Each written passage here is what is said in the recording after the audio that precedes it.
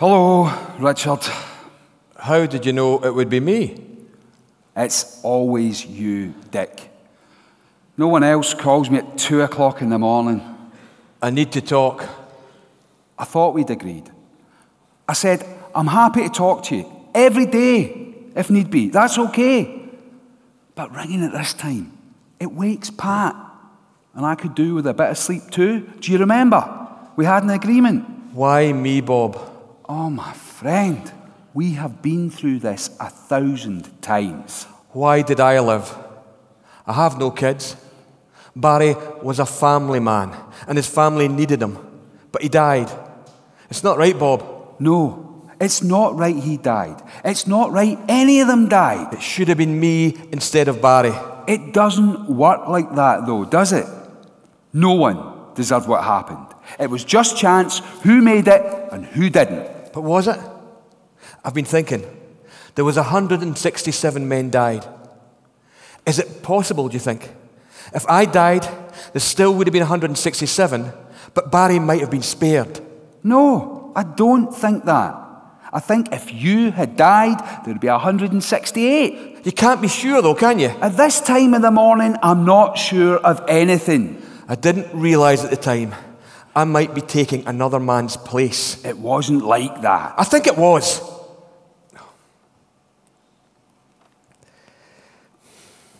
It was 6 years ago now. Do you not want to move on? I can't. You promised you'd look for a job. I can't concentrate for long enough. It might help. You know, they've got a funny thing about survivors. We're bad luck. Outcasts. Jonas. You don't have to work offshore. You could get a job in an office somewhere. No, I've got too much on my mind. Will you come round in the morning? It's already morning. And we can talk. All right, just let me get some sleep. Just one Give more thing. me a few hours.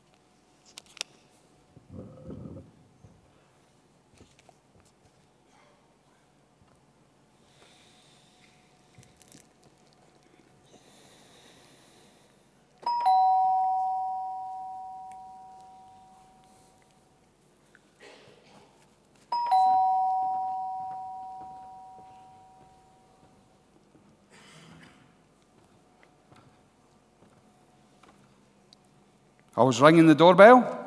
Bob, you're here. Aye, that's why I rang the doorbell. I was reading. Can I get in the room first? I was reading the report. You must know the Cullen report off by heart.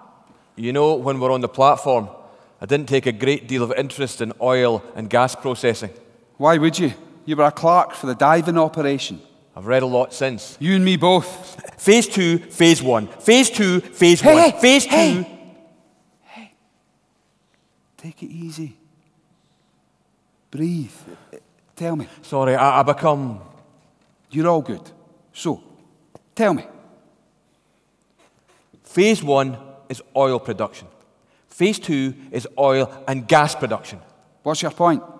All the gas in the platform. That was down to the government. They had a gas conservation policy, so they insisted that platforms don't just flare off the gas, but they pipe it ashore instead. I know this, and I'm happy to blame the government for most things, but in this case, it makes perfect sense not to simply flare off the gas when you've got huge reserves of the stuff. Gas needs to be treated with respect. I can't argue with that. There was 2 critical pumps. A and B. When the gas was cleaned up, the liquid condensate that came from it was pumped into the main oil line and sent to the terminal onshore. I worked on those pumps. One pump had to be running the whole time, or they had to stop production. True, and they didn't want to do that. Piper Alpha was the most productive oil platform in the world. Occidental had made $25 billion from her alone in 14 years. Pump A had been shut down, and that gave technicians a chance to check its pressure safety valve. PSV 504, the one designed to relieve overpressure in the system. The guys got a permit to work and had to wait around until someone had rigged a scaffolding tower. The valve was a pain to get to. Pump A's been shut down. Who the hell's this? No one? What do you mean, no one? There's another person in your flat. I speak with lots of people. This is weird. Do you not have conversations with people from Piper? Yes, I do, but I generally know them. Who's this? All of them.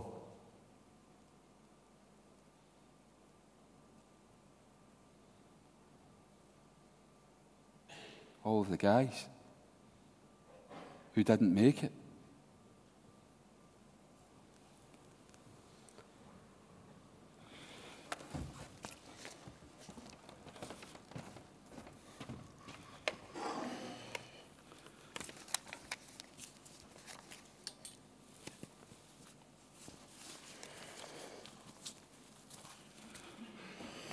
Right, the pump's been electrically isolated. Do we have the permit to work? Yep, maintenance supervisor and control room have signed it. You actually spoke to the designated authority. Of course I did.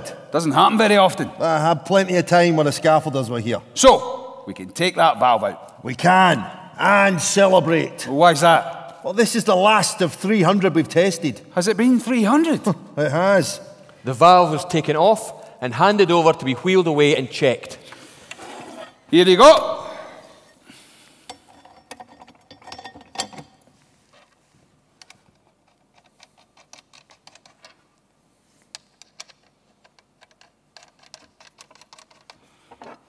Do you want a spanner? No. I only hand tighten. As soon as you start using spanners, you introduce dirt and grease. I've heard that causes a problem with the seal. Right, it does that. No point doing a pressure test. No. Pump's been isolated. Once the valve has been tested and signed off, we'll be putting it back up here. Okay. That would have been okay, wouldn't it, if they just refitted the valve? I suppose it would. The valve was serviced and the completed test certificate was issued and witnessed by the Occidental Quality Assurance Inspector. That was at 5:40 in the evening. 20 minutes before shift handover. Aye. 20 minutes. Have you finished testing the valve? They have, but the maintenance team leader says to leave it till tomorrow.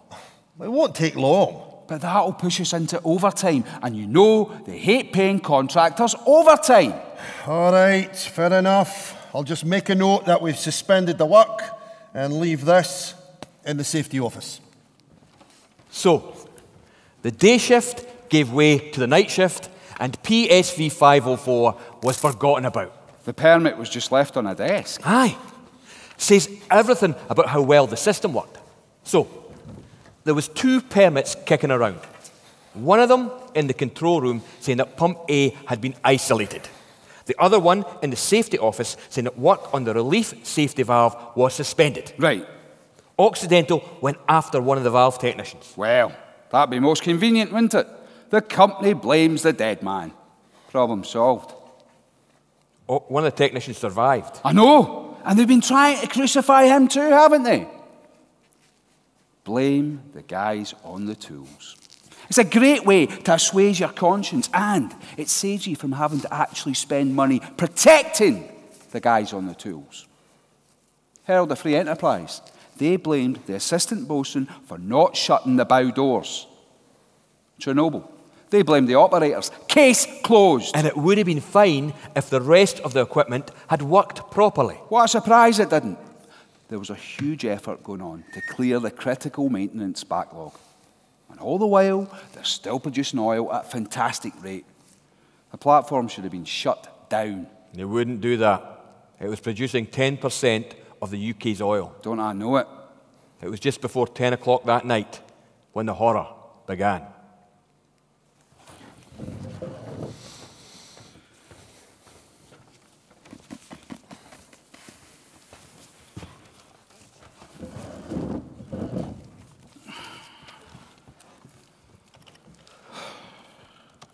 What's the film they're watching tonight? Caddyshack.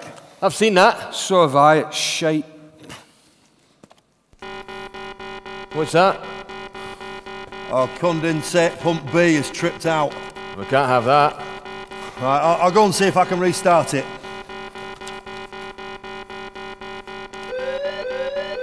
What now? JT flash drum. High level alarm. Won't reset. We need to reduce the flow of condensate from the flash drum. Okay, Hope he manages to get it back online. so do I. Without that pump, we'll lose the gas. If we do that, we can't power the generators. And production stops. The generators are supposed to switch to diesel if the gas supply stops. You know that doesn't always happen. They can be switched manually. And if that doesn't work, then the drill gets stuck 9,000 feet down and we are trying to work by emergency lights. Right, I've tried, but it won't restart. There's a lot of lube oil around the pump, so I think we have a seal problem. Pump A is out for maintenance. Yeah, here's the PTW for pump A. It's been electrically isolated, ready for maintenance. A centrifugal compressor is tripped. We're 90% towards shutting this platform down. Well, shutdown's not an option. I'll need to try and start pump A. Another centrifugal compressor's gone. Can you reset pump A from the panel in module C? Yes, you can connect the airline and open the pump's gas-operated valves. I don't like this. We need to manually switch from gas to diesel. What's going on down there?